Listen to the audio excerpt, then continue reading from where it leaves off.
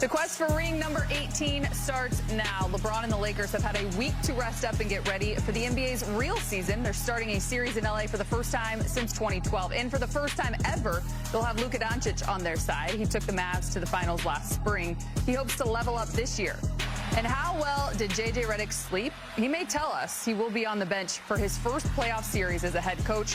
Don't worry, he'll be ready. All eyes are on the brightest and biggest stage in the association. This city has been re-energized since the Luka trade 11 weeks ago. Game one of this opening round best of 7-game series tips off in an hour over on ABC. The Lakers and T-Wolves meet for the third time in a playoff series. The Lakers have won both previous times.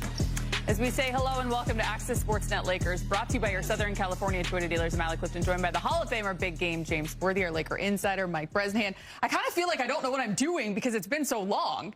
Playoffs, which means baby. A good sign. Yeah, I mean, the week off was nice, but I kind of missed. I'm ready to go, Brez. This is the real season, the second season. You know, regular seasons, got us here, but so exciting. So many good teams, so many good matchups. It's so fun to watch the play-in tournament. Not have to worry about are the Lakers going to win, are they going to advance? I didn't watch sit back and watch. I didn't watch a game. Or not watch it. I'm sure that was fun, too. Yeah, we had too much to play in the last few years. I said, nah. You took your moment to breathe, and I get it. We're going to dive in right now, look at the West playoff picture as we get set for game one of the Timberwolves and Lakers. The field is set 1 through 8. Only took a little bit to get it all squared away, but coming off a big one here in the Western Conference. Obviously, the Nuggets survive in overtime over the Clippers to take a 1-0 series lead. And then Lakers T-Wolves coming up to finish off the first day of the playoffs for the West. We're going to keep it simple. You kind of just talked about it, Big Game. How exciting is this? How about this? It's been over 4,700 days since LA has hosted a game one in LA. The playoffs. How exciting is this? I have aged during that time.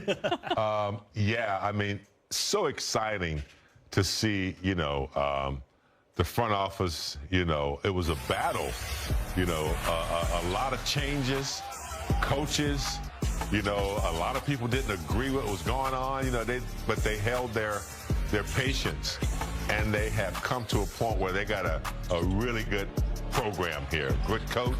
Redick, rookie coach, but unique in the way his style is, and then you bring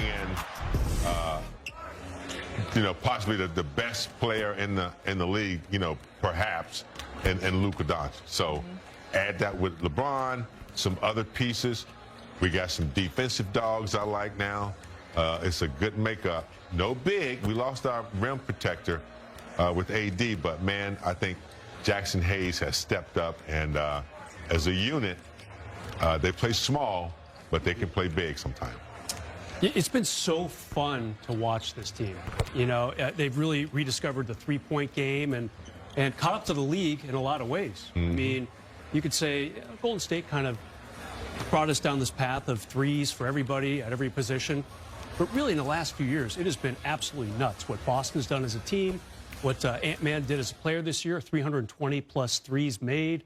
And the Lakers, adding Luka, adding a red-hot Dorian Finney-Smith from deep. He's been red-hot for almost a couple months now. They really have made the game a lot easier than the ground and pound that they were with LeBron and AD. And so AD, unfortunately, he's done for the season. Dallas did not get out of the play-in tournament. But here's LeBron with Luka and a bunch of really impressive defensive and offensive-minded cast of characters. I'm eager to see, James. I said earlier in the week, Lakers in 5. I'd really like to say Lakers in 5.5, because I'm not sure if they're going to win in 5 or 6. Hey, some NBA pundits around the country are saying it's going to be a 7-game series, James. Either way, a game one in LA for the first time since 2012. Which is a big deal because, look, you fought all season long to get that 3 seed, especially down the stretch. Because of this opportunity right now to host at least one round at home, you did your best to build a foundation at Crypto.com Arena, 31-10 during the regular season, and you want to start it off protecting home. Yeah, absolutely. I mean, you worked hard for it, so hang on to it. And, you're going up against a team that was eliminated by Luka last year. Edwards played on the Olympic team with LeBron. There's some competition there. And when you throw in, Naz Reid, Dante starting to shoot the 3 ball, Julius Randle is starting to come along. So they're dangerous. So we're going to have to be, have our antennas up in all categories. So I think we're capable of beating them, but they are capable of getting hot, and you don't want to give up home court advantage. It's so weird because these teams really haven't played each other since the big trade on February 1st. They did play once. A couple of Minnesota guys were not in the game, Allie. No Julius Randle, no Gobert that night either. So you really have to throw this 2-2 season series out the window, because there's been no games recently where both teams were full staff with the current roster. I'm excited, though, and I have a good feeling about the Lakers. My goal for them before the season began, A, avoid the play-in tournament, B, get a top 4, host the first-round series.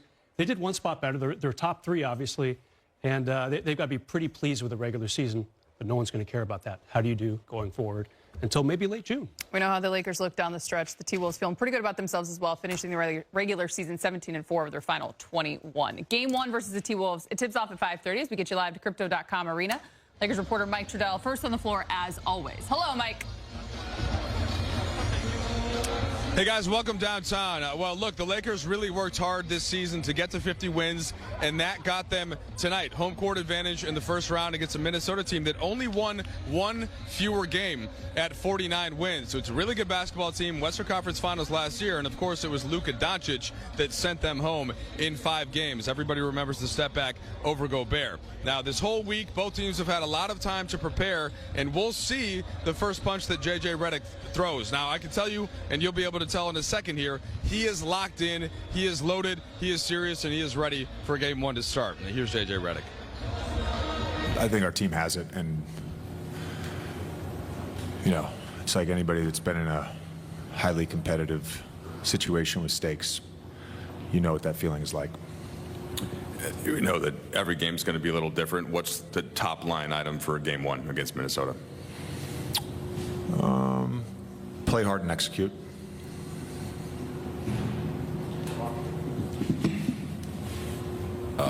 JJ, you had said in the regular season that you envisioned a 9-man rotation, and you largely stuck to that when you guys were relatively healthy. What do you envision in the playoffs, and what are the factors you're weighing within how many guys you go with? Not committed to anything. So just you got to read the game and certainly look at different lineups. Maybe you don't play a guy versus certain lineups, and you do play a guy versus other lineups, but in terms of a rotation, we're not committed to anything. How did you kind of mine information or develop your game plan in conjunction, or if you did, in conjunction with LeBron in the week leading up to this series? Like, what was that communication like? And we all know that he knows the game pretty well. Like, how did you use that as a resource? Yeah, I mean, it wasn't necessarily us going to LeBron and saying, how do you want us to guard this, or what do you want the coverage to be here? We rely heavily on our analytics group. We rely on a lot of data for stuff. It informs a lot of our processes when we map out a game plan, offensively and defensively. But the dialogue with him this week has been awesome. He's been great. Practice in defensive breakdowns, he's been great in film. A lot of our guys have. Our group has been very engaged this week, and he's led that. All right, so there's J.J. Redick, guys. Tip time coming up, less than an hour. And look, if there's one thing, Allie, you think about, how is Minnesota going to create the same types of open shots that the Lakers have been creating, especially if they lock in on Anthony Edwards? A question that we'll find out the answer to very soon. One thing I'm focused on is, who is Mike Trudell rooting for in this series? You don't have to answer it, but his childhood heart, my gosh, putting his teams up against one another. There's no rooting, okay? Professionalism. My job is reporting, giving a little analysis there. Just watching the game and reporting. No rooting, at least publicly. But hey, I